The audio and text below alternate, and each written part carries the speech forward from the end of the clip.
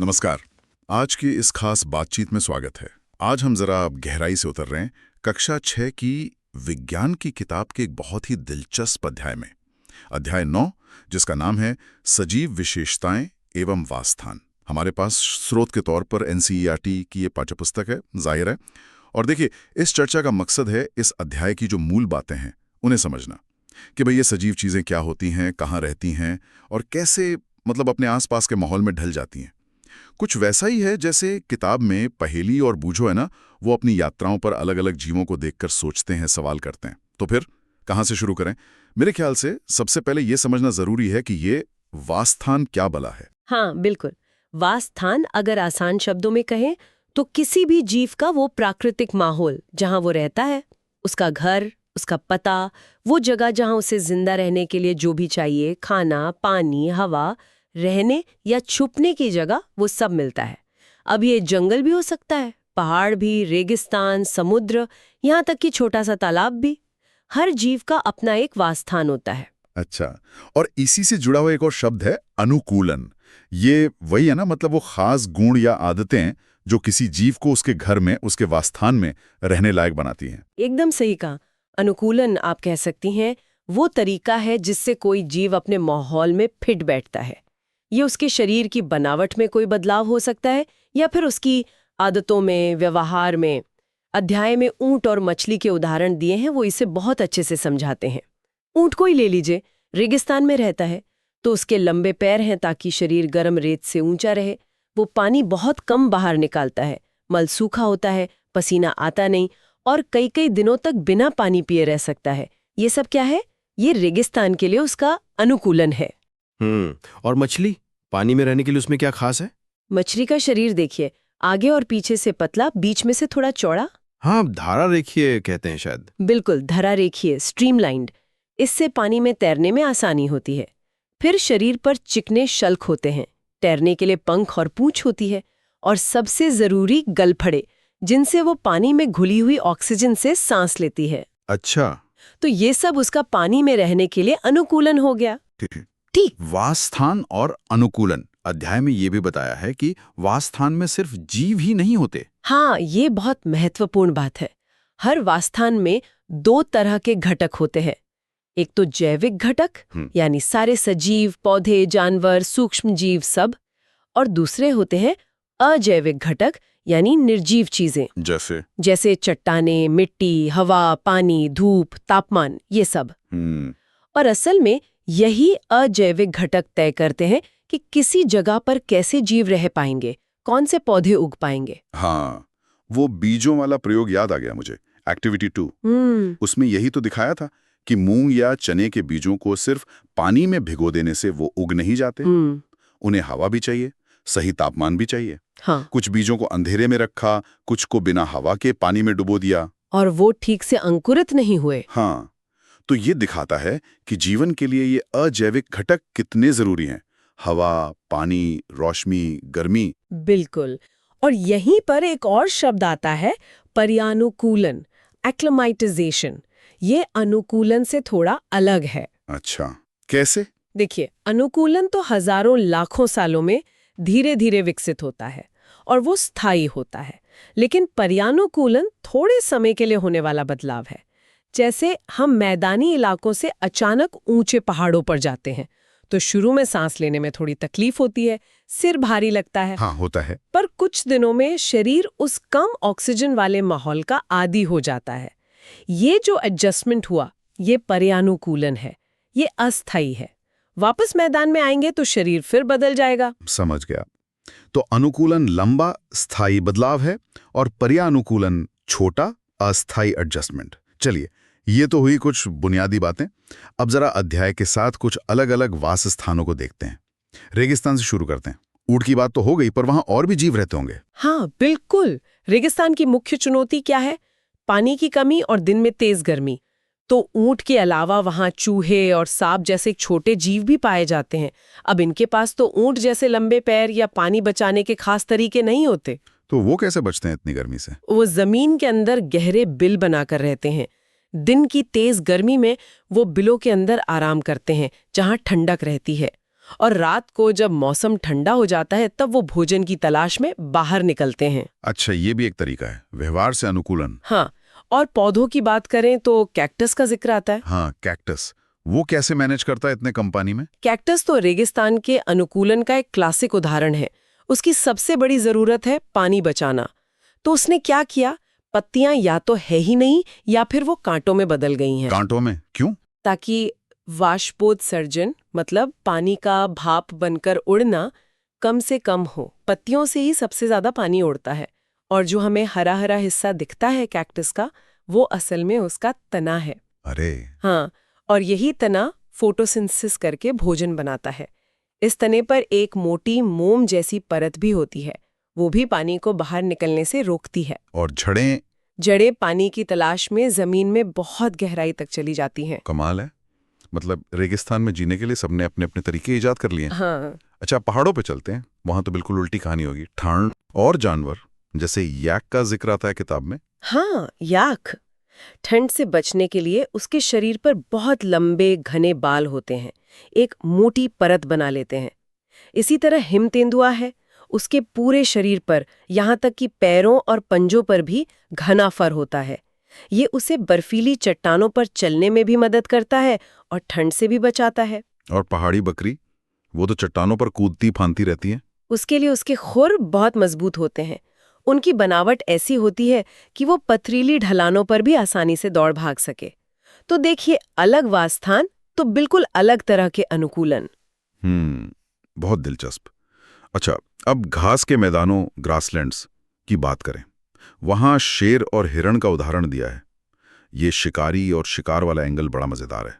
हाँ, ये एक बेहतरीन उदाहरण है कि कैसे शिकारी और शिकार दोनों अपने अपने बचाव और हमले के लिए अनुकूलित होते हैं। शेर को देखिए, उसका रंग हल्का भूरा होता है ताकि वो सूखी घास में आसानी से छिप सके। बिल्कुल, शिकार करते समय ये छिपने में मदद करता है। फिर उसकी आंखें चेहरे पर सामने की तरफ होती हैं। उससे क्या होता है? उससे उसे शिकार कितनी दूर है इसका एकदम सटीक अंदाजा लगता है। निशाना सही बैठता है। और उसके पंजे, उनमें लंबे पहने नाखून होते हैं जिन्हें वो अंदर बाहर कर सकता है। शिकार को दबोचने के काम आते हैं। ठीक है, ये तो हुई शेर की तैयारी। अब हिरन बेचारा कैसे बचता है? अरे, हिरन भी पूरी तरह तैयार है। उसके पास अपने बचाव के तरीके हैं। पहली बात, उसके दांत बहुत मजबूत होते हैं ताकि वो घास और पौधों के सख्त तनों को चबा सके। फिर उसके कान देखिए, कितने लंबे होते हैं। हाँ, होते हैं। वो शिकारी की हल्की सी आहट को भी दूर से सुन लेते हैं। और आंखें, शेर की आंखें सामने थी, हिरन की आंखें सिर के किनारों पर होती हैं। अच्छा, उससे क्या फायदा? उससे उसे बहुत बड़ा व्यू मिलता है, लगभग चारों तरफ का। कोई खतरा आ रहा हो तो दूर से ही दिख जाता है। और सबसे बड़ा हथियार है उसकी तेज रफ्तार। खतरा महसूस होते ही वो सरपट भाग सकता है। वाह, मतलब दोनों अपनी अपनी जगह फिट हैं। बिल्कुल, ये अनुकूलन का एक शानदार उदाहरण है। अब पानी की दुनिया में वापस चलते हैं। महासागरों में मछलियों के अलावा स्क्विड और ऑक्टोपस का भी जिक्र है। उनका शरीर तो मछली जैसा नहीं होता। नहीं, बिल्कुल नहीं। स्क्विड और ऑक्टोपस ज्यादातर समुद्र की तली के पास रहते हैं और उनका शरीर आमतौर पर धारा रेखीय नहीं होता। लेकिन जब उन्हें तेजी से चलना होता है या तैरना होता है तो वो अपने शरीर को इस तरह सिकोड़ लेते हैं या गति देते हैं कि पानी में आसानी से बढ़ सके। एक तरह से वो जरूरत पड़ने पर अपने शरीर को स्ट्रीमलाइन कर लेते हैं। अच्छा। और डॉल्फिन्स और व्हेल जैसी बड़ी मछलियां, वो तो असल में मछली है ही नहीं, वो स्तनधारी हैं, मैमल्स। अरे हाँ, उनके तो गलफड़े भी नहीं होते, तो वो पानी के अंदर सांस कैसे लेती हैं? उनकी सिर के ऊपर 1 या 2 छेद होते हैं जिन्हें नासाद्वार या वात छिद्र, ब्लो होल्स कहते हैं। वो समय समय पर पानी की सतह पर आती हैं और इन्हीं छेदों से हवा में सांस लेती हैं। फिर वो एक ही सांस में काफी देर तक पानी के अंदर रह सकती हैं। अच्छा, तो उनका तरीका मछलियों से बिल्कुल अलग है। हाँ, पर है तो पानी में रहने का ही अनुकूलन। और तालाबों और झीलों में जो पौधे उगते हैं, जैसे कमल। हाँ, तालाबों और झीलों में भी अलग अलग तरह के पौधे मिलते हैं।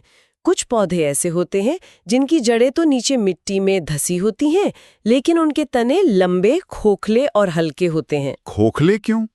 ताकि वो आसानी से पानी पर तैर सकें और पत्तियां और फूल पानी की सतह तक पहुंच जाएं। कमल का फूल देखा है ना? हाँ हाँ। उसकी पत्तियां भी बड़ी बड़ी फैली हुई होती हैं, सतह पर तैरती रहती हैं। कुछ पौधे ऐसे भी होते हैं जो पूरी तरह पानी के अंदर डूबे रहते हैं।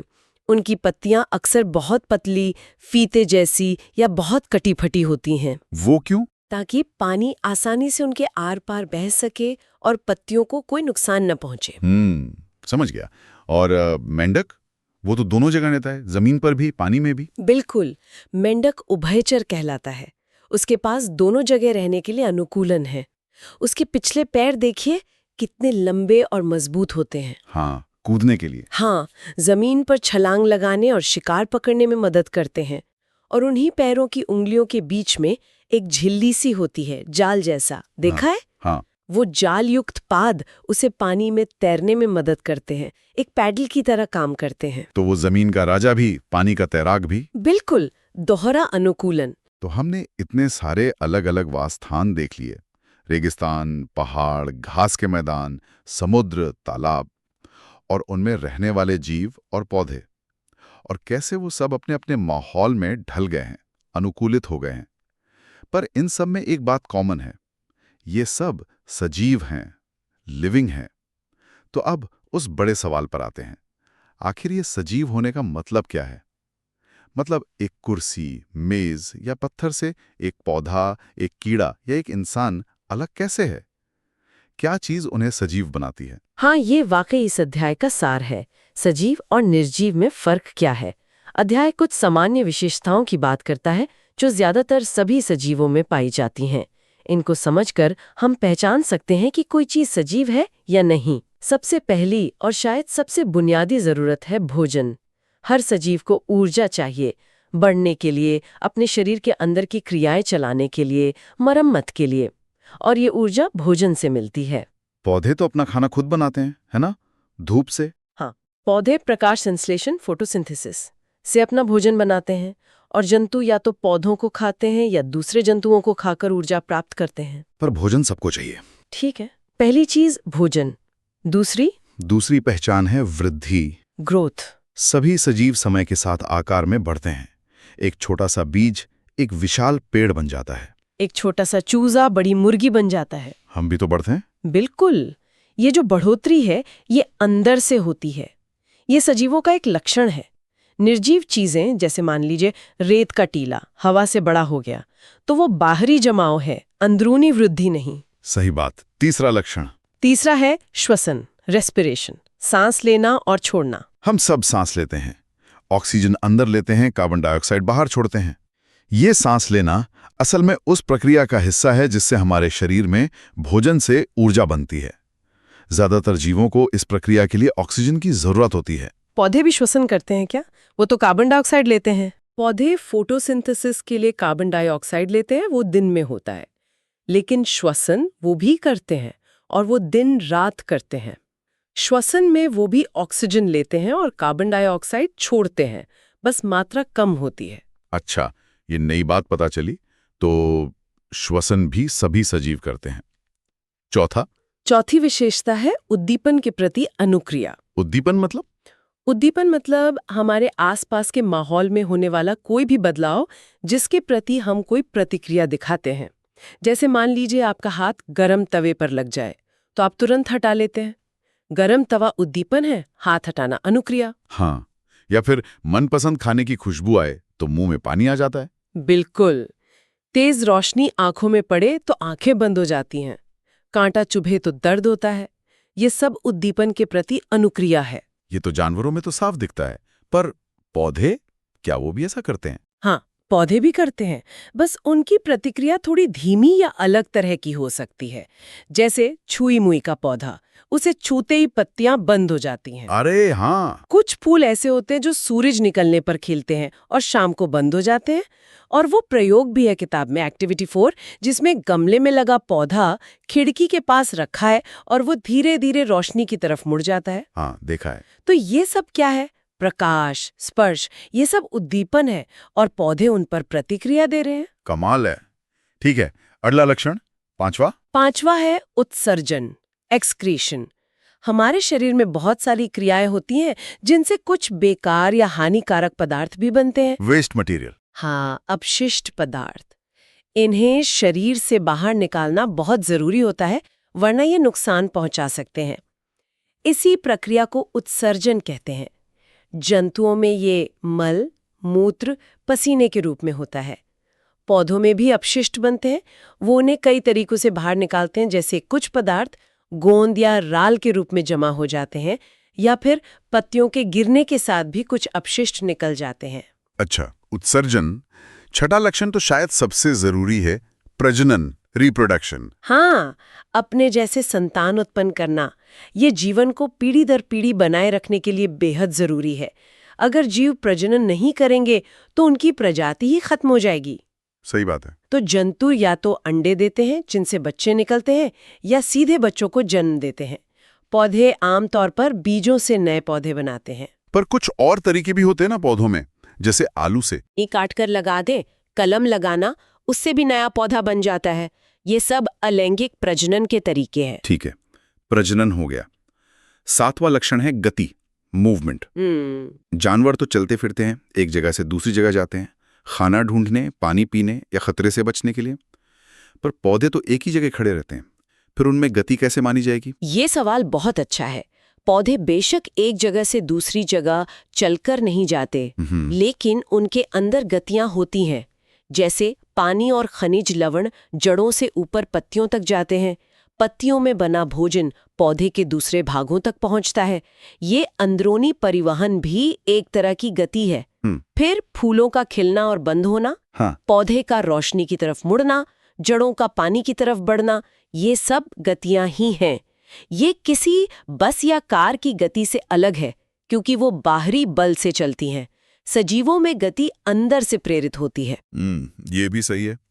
और आखिरी लक्षण, शायद सबसे निश्चित, मृत्यु। हाँ, ये भी जीवन का एक अनिवार्य हिस्सा है। हर सजीव जिसने जन्म लिया है, उसका जीवन काल सीमित है और अंत में उसकी मृत्यु होती है। यही जीवन चक्र है, जन्म, वृद्धि, प्रजनन और फिर मृत्यु।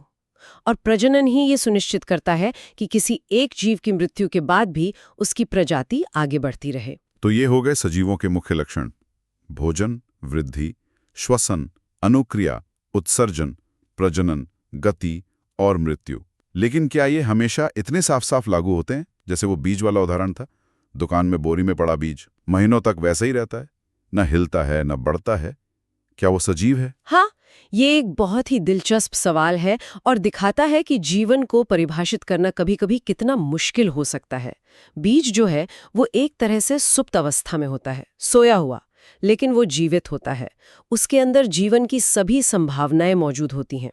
श्वसन जैसी प्रक्रियाएं बहुत ही धीमी गति से चल रही होती हैं। अच्छा। ये उन बीजों के धीमे श्वसन की वजह से पैदा होने वाली ऊष्मा है। अरे वाह! तो हाँ, बीज निर्जीव नहीं है, बस उसकी जैविक क्रियाएं बहुत धीमी हैं। जब उसे सही माहौल, पानी, हवा, तापमान मिलता है तो वो क्रियाएं तेज हो जाती हैं और वो अंकुरित हो जाता है। तो जीवन हमेशा स्पष्ट हाँ या ना में नहीं होता। तो कुल मिलाकर इस अध्याय से हमने ये समझा कि हमारी पृथ्वी पर जीवन कितने विविध रूपों में है। हमने देखा कि कैसे अलग-अलग जीव अपने वासस्थान, अपने घर के हिसाब से खुद को ढाल लेते हैं, जिसे हमने अनुकूलन कहा। चाहे वो रेगिस्तान की भयंकर गर्मी हो, पहाड़ों की कड़ाके की सर्दी हो या पानी के अंदर का जीवन। और हमने ये भी जाना कि इतनी सारी अलग-अलग शक्लों और आदतों के बावजूद सभी सजीवों में कुछ बातें एक जैसी हैं। उन्हें भोजन चाहिए, वो बढ़ते हैं, वो सांस लेते हैं, वो अपने आसपास के बदलावों पर प्रतिक्रिया देते हैं, वो अपने शरीर से गंदगी बाहर निकालते हैं, वो अपने जैसे बच्चे पैदा करते हैं। उनमें किसी न किसी तरह की गति होती है और आखिर में उनकी मृत्यु होती है। बिल्कुल। और शायद जैसा कि आपने बीज के उदाहरण से समझा, जीवन की कोई एक ऐसी परिभाषा बनाना जो हर स्थिति में, हर जीव पर 100% खरी उतरे, वो शायद मुश्किल हो। लेकिन जब हम अपने चारों ओर देखते हैं, जीवन की इस अपार विविधता को, एक छोटे से कीड़े से लेकर एक विशाल वेल तक, एक नन्हे पौधे से लेकर बड़े पेड़ तक, तो शायद ये विविधता ही अपने आप में जीवन का सबसे बड़ा प्रमाण है। हाँ, सही कहा। जीवन वाकई में सुंदर है और आश्चर्यों से भरा हुआ है। अच्छा, श्रोताओं के लिए एक सवाल के साथ खत्म करते हैं। हमने सजीवों की इतनी सारी विशेषताओं की बात की। भोजन, वृद्धि, श्वसन, अनुक्रिया, उत्सर्जन, प्रजनन, गति, मृत्यु। इनमें से कौन सी विशेषता आपको ऐसी लगती है जो जीवन को सबसे खास बनाती है या सबसे ज्यादा हैरान करती है? इस पर सोचिएगा जरूर। इस गहरी और रोचक चर्चा के लिए आपका बहुत बहुत धन्यवाद। धन्यवाद। अगली बार फिर मिलेंगे एक नए विषय के साथ। नमस्कार।